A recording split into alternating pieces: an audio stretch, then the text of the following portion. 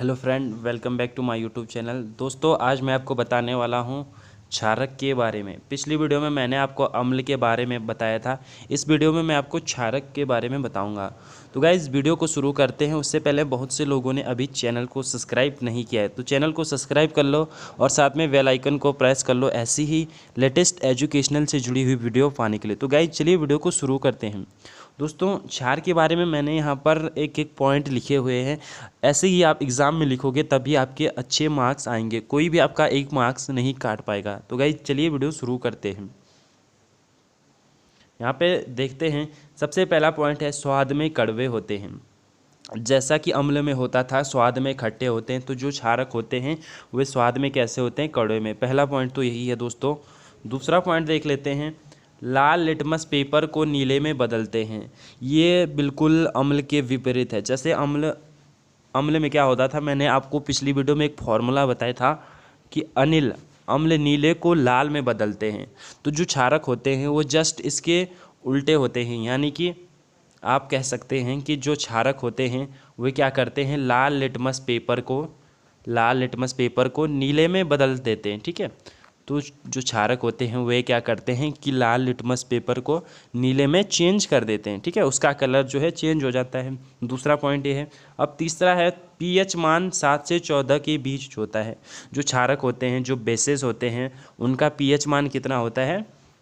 7 से और 14 के बीच में। ठीक है, 14 भी हो सकता है। तो यहाँ पे इसे हम अगर गणितीय रूप से दर्शाएं तो यहाँ पे देखिए, पीएच ग्रेटर देन 7, मतलब पीएच जो होगा उसका मान किससे अधिक होगा? 7 से अधिक होगा। परंतु यहाँ पर एक चीज़, 7 नहीं होगा, क्योंकि 7 जो होता है उदासीन होता है। ठीक है, उदासीन विलयन का होता है। तो अगर एग्ज़ाम में आए कि जो 7 पीएच मान होता है वो किसका होता है, तो वहाँ पे आप लिखेंगे कि उदासीन विलयन का पीएच मान 7 होता है। ठीक है, और क्षार का कितना होता है? 7 से ज़्यादा और 7 से और 14 के बीच में। ठीक है, तो ये पॉइंट भी क्लियर होता है। इसके बाद देखते हैं, पांचवा है, OH नेगेटिव आयन उत्पन्न करते हैं। यानी कि जिस प्रकार से हमने अम्ल में पढ़ा था कि अम्ल क्या करते हैं, अम्ल में H पॉजिटिव आयन पाया जाता है।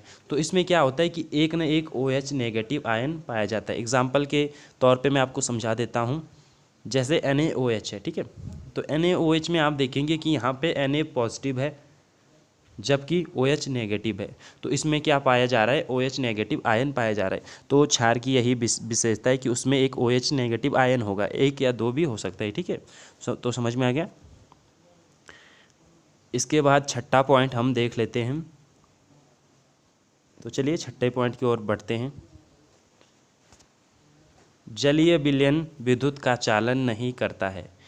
यहाँ पे क्या कह रहा है कि जो क्षारक का जलीय विलयन होता है वो क्या करता है? विद्युत का चालन नहीं करता है। उसका रीजन क्या है? क्योंकि ये H पॉजिटिव आयन उत्पन्न नहीं करता है। क्योंकि H पॉजिटिव आयन कौन उत्पन्न करते हैं?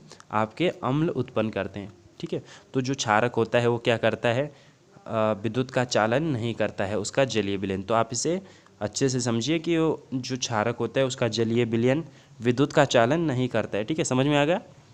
तो चलिए आगे बढ़ते हैं। सातवां है, जल में घुलनशील क्षारकों को क्षार कहा जाता है। कई स्टूडेंट जो है क्षारक और क्षार में कंफ्यूज होते हैं। ठीक है, एक तो होता है क्षारक और दूसरा होता है क्षार। तो इसको मैं आपको समझाता हूँ कि क्षारक और क्षार में क्या अंतर है। कभी कभी अगर एग्ज़ाम में आ जाए तो कैसे आपको डिफाइन करना है। तो दोस्तों, यहाँ पे देखिए कि जल में घुलनशील क्षारकों को क्षार कहा जाता है। मतलब ऐसे क्षारक जो जल में क्या हो जाएं? घुलनशील हो जाएं। ठीक है, ऐसे क्षारकों को हम क्या कहते हैं? क्षार कहते हैं। समझ में आ गया। तो एक बार मैं फिर से आपको बता देता हूँ। ठीक है, सबसे पहला तो था कि स्वाद में कड़वे होते हैं। दूसरा था लाल लिटमस पेपर को नीले में बदल देते हैं। इसको आप जस्ट अम्ल के विपरीत याद रखेंगे। ठीक है, पीएच मान 7 से 14 के बीच होता है। OH नेगेटिव आयन उत्पन्न करता है। इसके बाद जलीय विलयन विद्युत का चालन नहीं करता है। और जल में घुलनशील क्षारकों को क्या कहते हैं? क्षार कहते हैं। ठीक है, तो ये सारी चीज़ें हैं जो आपको एग्ज़ाम में लिखनी है। ठीक है, उदाहरण के तौर पे हम यहाँ पे दो क्षार देखेंगे। एक तो NaOH जिसको सोडियम हाइड्रोक्साइड कहा जाता है, और एक KOH पोटेशियम हाइड्रोक्साइड कहा जाता है। यहाँ पे ये 2 क्षार इसके एग्जाम्पल हैं, बहुत सारे हो सकते हैं पर मैंने यहाँ पे 2 ही दिए। तो गाइज़ ये तो क्षारक के बारे में था। अगर आप हमारी 10th से जुड़ी हुई सारी साइंस की वीडियो देखना चाहते हैं तो हमारे चैनल को जरूर सब्सक्राइब करें, और साथ में ऊपर एक आई बटन है, वहाँ आप प्लेलिस्ट को चेक कर सकते हैं। गाइज़ ऐसी ही वीडियो आपको लगातार मिलती रहेंगी, तो चैनल को जरूर सब्सक्राइब करिए, और आप कमेंट करके भी मुझे बता सकते हैं कि आपको किस टॉपिक पर वीडियो चाहिए। तो गाइज़ मिलते हैं अगली वीडियो में। Thanks for watching.